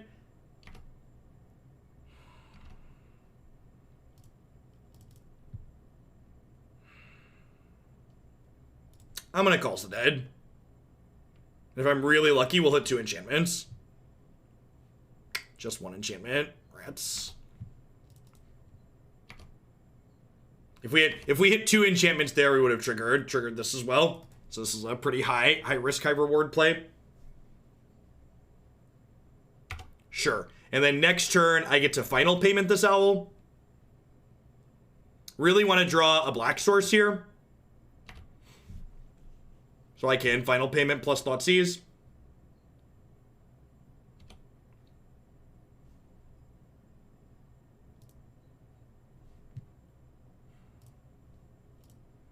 I'm gonna cycle this to try and hit a black source. Ding. Okay, we might be getting on the scoreboard here, chat. We might be rolling on up to 2 and 2. Yep, let's take your Gideon.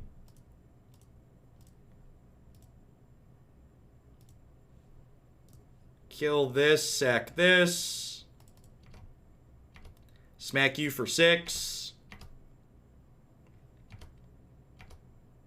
And I really kind of feel like us winning this game is kind of highlighting some of that disjointedness I was talking about in this deck. Like, the reason why we won the last match and we're winning this one isn't the Doom Foretold angle of this deck at all, right? Like, the reason why we have a shot... God, that's unfortunate. The reason why we have a shot here is because...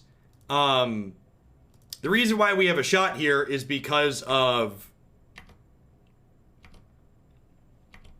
our aggressive slant, right?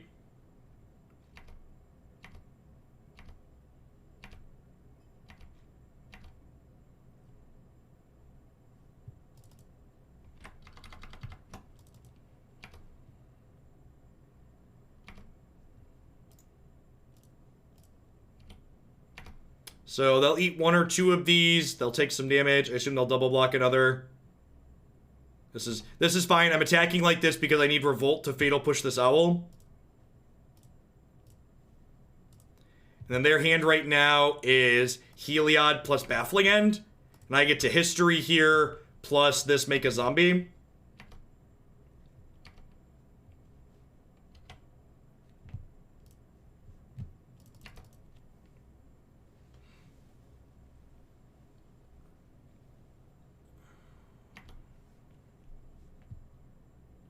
Alright, do they have another piece of White Devotion? If they have another White Devotion, we're probably in trouble.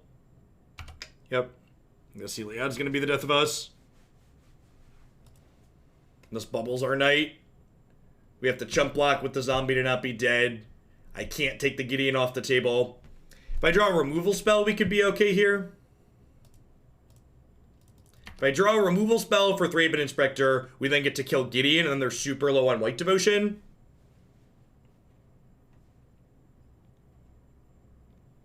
Okay. Oh-ho. We're halfway there. Oh-ho. Living on a prayer. Take my hand. We'll make it, I swear. Do-do. So I need to kill the Gideon here, because otherwise they can make this a creature and lifelink it next turn.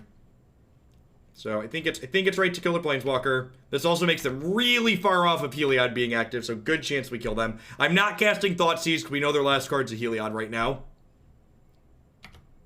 Alright. Alright. Are we going to get some of our dollar dues back? It's looking like it, chat. Sick. Alright, 2-2. It's been a while. I feel like it's been a while since we've had a burrito match. So for those not familiar, if you 3-2 a league, you get $10 in Moto credit plus a $2 treasure chest. If you lose the league, you only get $5 worth of Moto points. So there's a $7 riding on this match, or approximately 1 burrito's worth of dollars.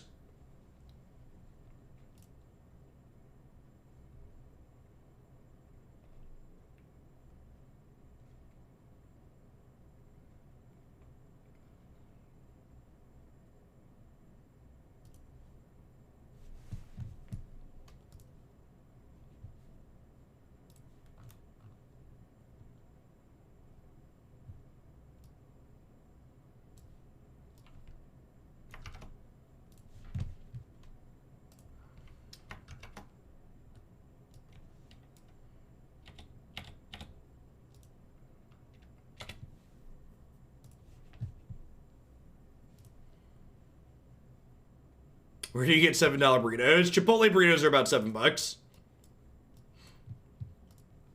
Hey, Hat Crab Zombie. I feel like it's been a hot second. Hope life's treating you swell.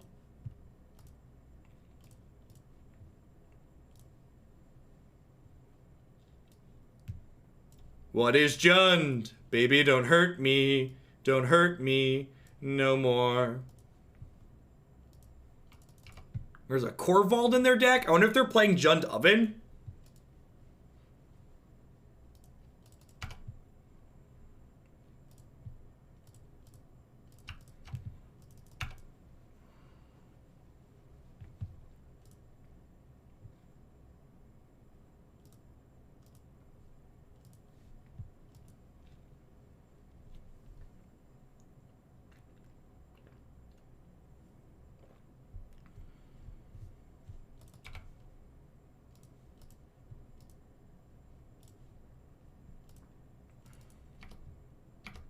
Hopefully they kill this with an Abrupt Decay. They shocked in.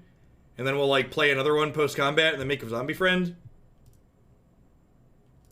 They have 2 decays, so I expect we won't see them cast one in response here. We'll probably kill this at end of turn so I don't get to use my mana.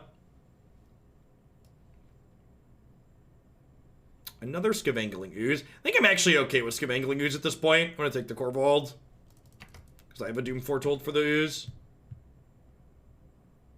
Awesome, Hat Crab. What got you timed out? Maybe a misclick? What'd you say? Oh. Talrand, I'm kind of inclined to agree with the... I didn't catch that someone timed you out for that Dentos fellow. It can exile itself and make a zombie. That's great. Because they should have killed it after my trigger. In my opinion, Warren has, I think, in my opinion, the Warren is a snake mantra is justified. And you're welcome to disagree with that. But I believe in calling a spade a spade. In my opinion, her actions have shown that she wasn't in this fight to fight for progressive values. She was in this fight so she could be president.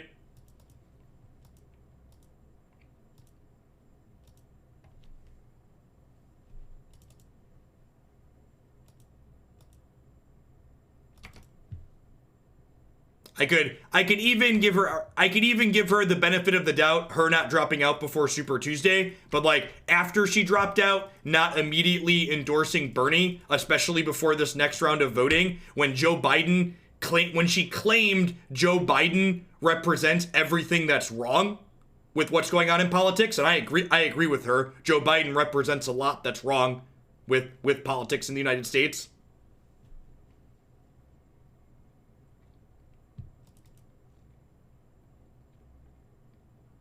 Yes. Yeah, that is part of the problem. A lot of these people are just trying to promote a brand on a political stage. They should really consider creating Twitch accounts if their goal is to just promote their own brand. This is the more appropriate place to promote your own personal brand, not running for president of the United States.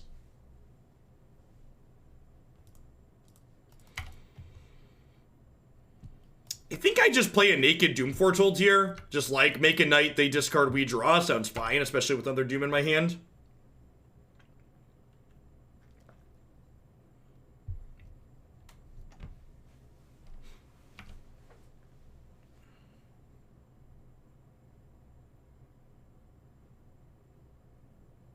The final ballots for the Democratic nominee aren't cast until like June. But there'll probably be a clear winner before then. Like after next Tuesday, we should have a pretty good picture of what things look like.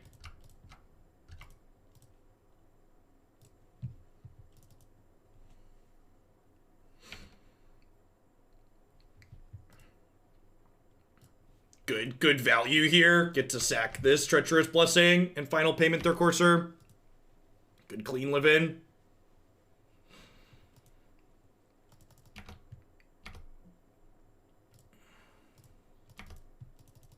Am I voting for Biden if he's the nominee? I will. I will show. If Biden is the nominee, you will probably see me stop tweeting about politics, and I probably won't be discussing it much on stream anymore, because Biden doesn't represent values that I'm going to promote or fight for, but I will at least show up and cast a ballot for not Trump. That's where I'm at personally.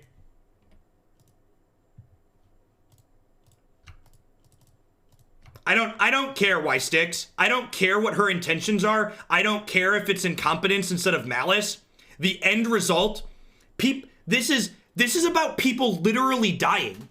This is about people's ability to not go bankrupt because they're sick. I don't give a shit if Warren felt bad or felt attacked, or she's not endorsing someone because of some political play, or she's not endorsing someone for 1,000 of other reasons. I don't give a care why she's not doing it. The end result of her not doing it is she's not forwarding progressive policies, and that's what she claimed to stand for. And I've had enough hypocrites and other bullshit in politics that I don't have any empathy for her. She can fuck right off if she's not fighting for the values she claimed to fight for. If she actually believed in the values that she claimed to stand for, it wouldn't matter if she was the nominee or if Bernie was the nominee. If Bernie was as behind as she was and Bernie dropped out, I'd be fucking pissed at him too if he didn't endorse the leading progressive candidate. But that's not the reality that we're in. I don't care who the nomination is, so long as they're fighting for progressive values. And that's not Joe Biden. The only person left in the race at this point doing that is Bernie fucking Sanders. And anybody who claims to be progressive that's not backing Bernie at this point, they're a fucking liar. That's just point blank. That's what they are. They're a hypocrite and they are a liar. I don't care what your intentions are. Your intentions don't matter. What matters is the actual results of your actions. And the results of her actions not backing Bernie Sanders, regardless of what her reasons for not backing him are, is that people are going to die and people are going to be worse off.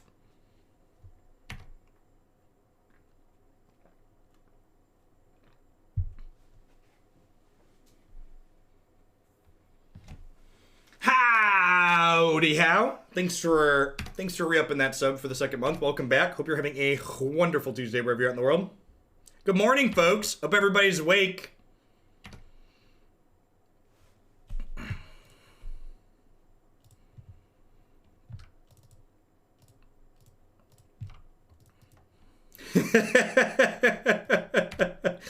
Yeah, opponent played their deck really well. They knew their outs and they played to them appropriately here. They got really paid off for not cracking their Fabled Passage. Ended up turning them into cards with this Corval.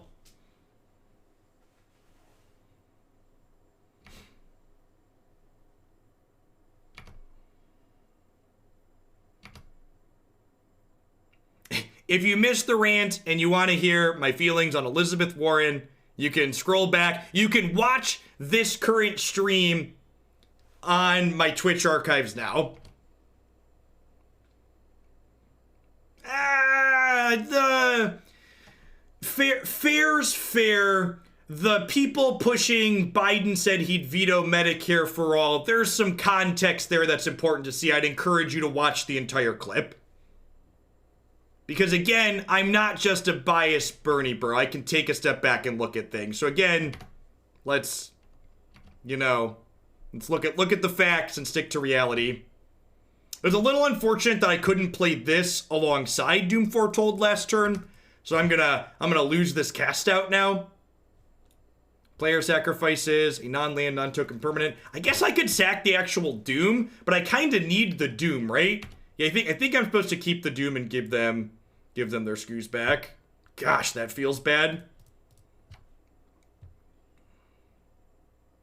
We're gonna die to Corval very, very quickly here.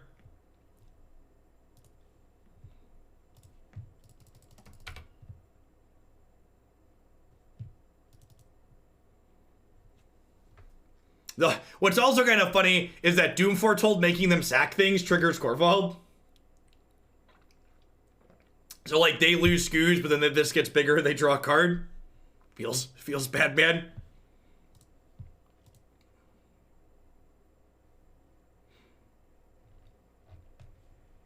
It's disappointing. And if I'm being honest, it's a little heartbreaking, Brecken Sky. I really wanted to believe the things she was saying.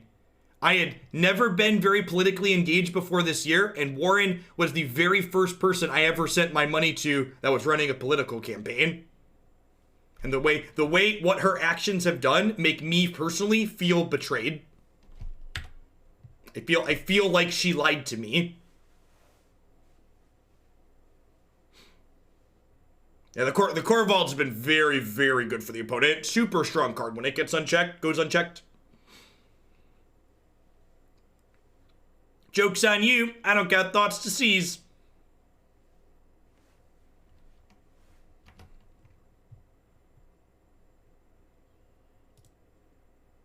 Nice, Burpsy. Yeah, I've got a couple of ancient shards I'm going to pop on stream today. Oh, I didn't need to play the untapped land there, right? That was a mistake.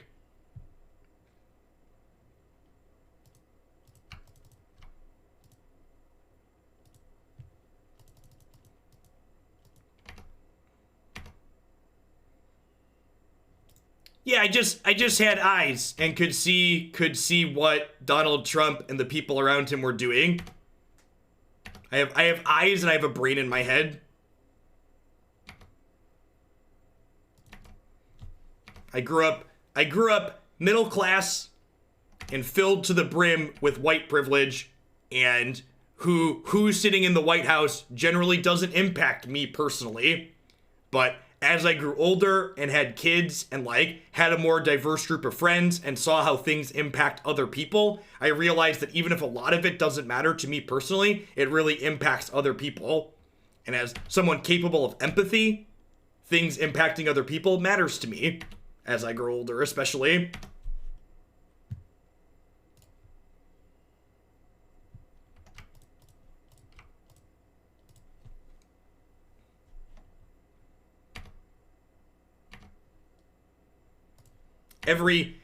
Just about every bad faith Republican talking point you've ever heard, I heard and was fed at various points growing up. And when I moved out and lived on my own and moved away for grad school, like, you start to look around and you realize the darn education and its liberal bias. It's funny how when you educate people, they end up more liberal on average.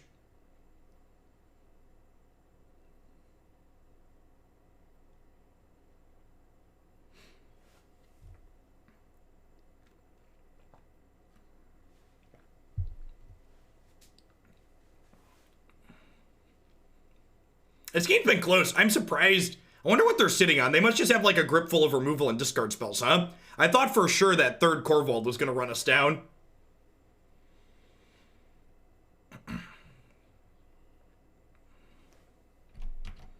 That's a fish. That's what I haven't seen for hot seconds. They can pay 4 and mill 2 cards. And then I pick a card from their bin to put back into their hand. Have a Thoughtseize. You need Bloodbraid Elf?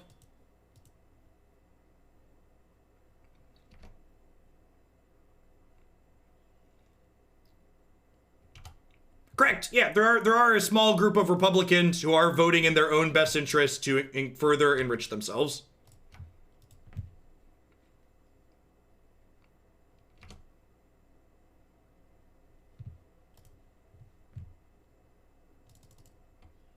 So I might have told a family member at one point blank in a moment of frustration that they don't make enough money to vote Republican, and they weren't very pleased about that.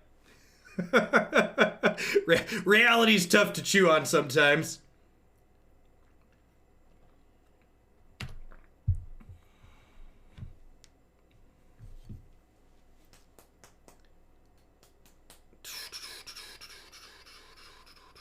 What are we supposed to give them here?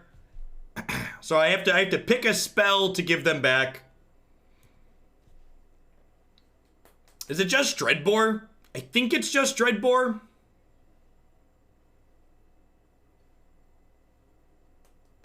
It's like the clunky removal spell. Murderous Rider could be okay too, but the 2/3 lifelinker could be tough to cut through. I think it's just Dreadbore.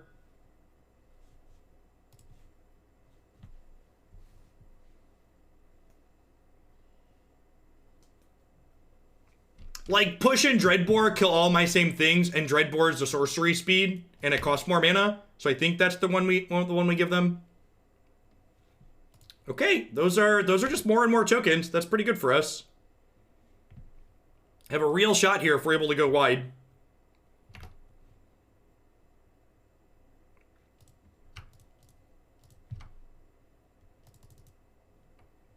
Yeah, Dreadbore missing Shambling Vent could come up as relevant at some point here.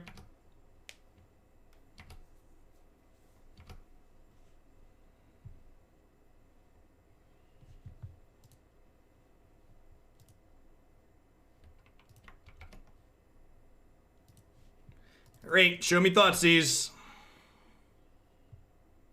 Yeah, I think we're just giving him back Dreadbore again. So, in addition to, this also mills 2 cards, so there's some control over. There's some, they lack some control over what exactly they're getting. We are 2-2. This is game 1 of match 3. I need to play a little bit quicker, because we're in game 1, and I meant down to 16 minutes here. That's so good. Are they dead? They might be dead here, huh? Alright, so we're going to bottom that. I think I'm going to top another Trial of Ambition here. Hopefully this is just lethal. Man, if this is lethal, I'm really impressed with our deck. Well, I'm really impressed with our ability to push through here. I feel like my big takeaway from playing this is that something with Cacophony and like History of Benalia and Calls the Dead seems good. The kind of more clunky controlling elements to this deck have been not stellar.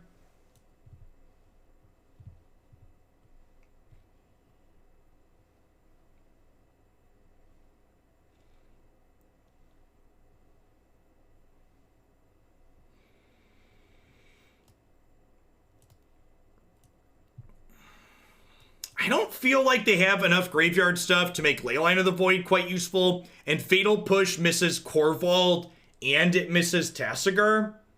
No, definitely. Fatal Push is much worse.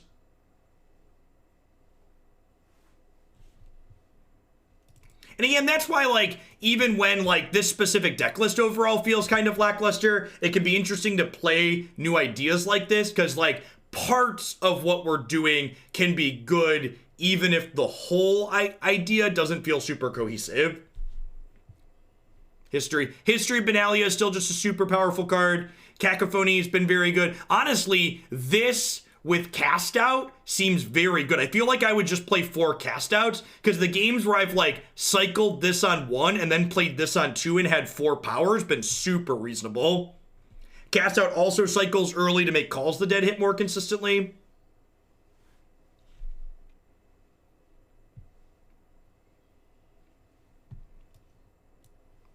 The 6 spell hands always look good. Unfortunately, we need some mana to play Magic. This hand's not amazing, but it's definitely keepable. We'll bottom the second final payment. Four final payments felt like a bit much. If we move off the Doom Foretold Blessing plan, we probably don't want this card. Opponent also playing a Gates deck this game, it looks like.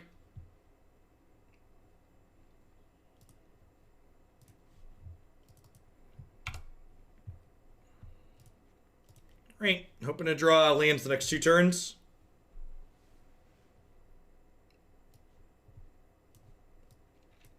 I'm going to take Tireless Tracker here, because it gets played with any land, whereas Courser needs exactly a green source.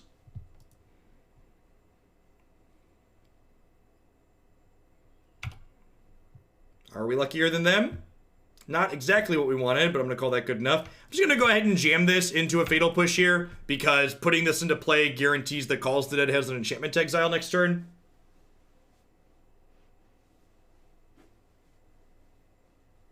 You love to see it, Talrand. You love to see it.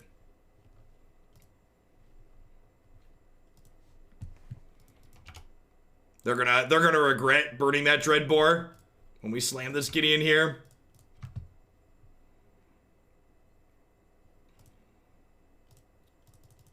Are we gonna sneak out with a 3-2? I think we're gonna sneak out with a 3-2. One of the other things that's really sweet that we had tried this in other decks in this format, these are night tokens. So like History of Benalia pumps these up, which is awesome.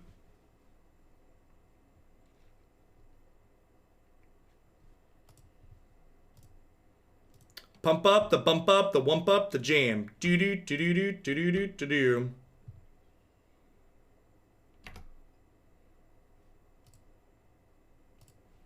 Just gonna kill this and smack them.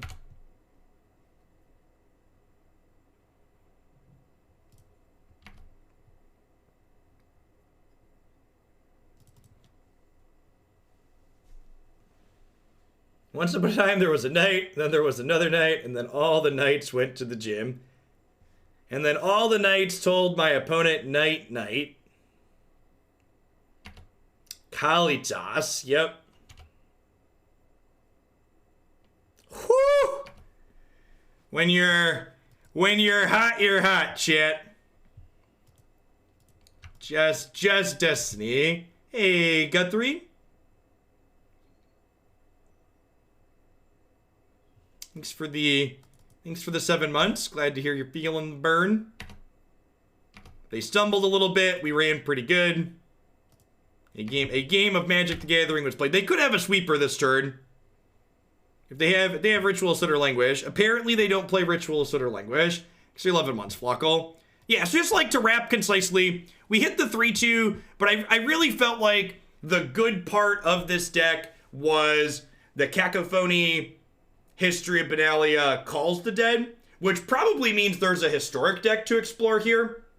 Also, Cast Out was really good because there were a couple of games where we cycled this on 1 and then played this on 2, which allowed us to have 4 power on the second turn of the game. So like a really reasonable curve is like cycle, have 4 power on turn 2, play History or Calls the Dead on turn 3. Yeah, once we get Amonkhet remastered into Historic, like, hey, gosh, Historic's gonna be super sweet this summer, huh? We're going to get Amonkhet remastered. We're going to get a Pioneer Masters. We're going to get new Jumpstart cards. We're going to get these 20 random injections like we're getting on Thursday. I am super excited for the future of Arena Magic. All right, at any rate, that's going to wrap up here for Pioneer and Magic Online. I'm going to go ahead and hit a quick ad roll while I get things flipped over. When we get back, we are going to kick off with a Temur Domri brew in Historic. Speaking of, thanks for hanging out today, folks. Don't go anywhere. Innistrad is not legal in Pioneer.